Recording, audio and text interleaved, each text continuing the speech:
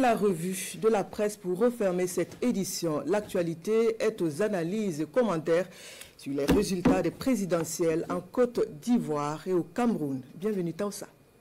Les présidentielles camerounaises et ivoiriennes ont rendu leur verdict hier lundi. L'observateur Palga note qu'au Cameroun, Paul Biya est donné vainqueur avec 53,60%, tandis qu'en Côte d'Ivoire, Alassane Ouattara s'en sort avec 89,77% des voix.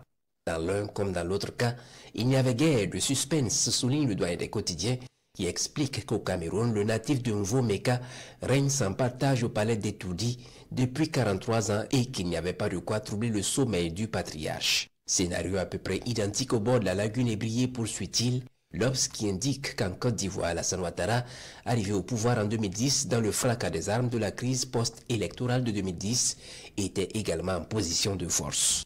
Et si la victoire d'Alassane Ouattara est loin d'être surprenante selon le journal Le Pays, la faiblesse des scores de ces challengers qui n'ont récolté que des miettes ne manque pas d'interroger sur leur véritable poids politique en Éburnie, a-t-il souligné. Triomphe romain donc pour Alassane Ouattara qui à vrai dire était sur un boulevard, car ça aurait été autrement si Tidjane Thiam et Laurent Gbagbo avaient concouru, écrit le journal Aujourd'hui au Faso.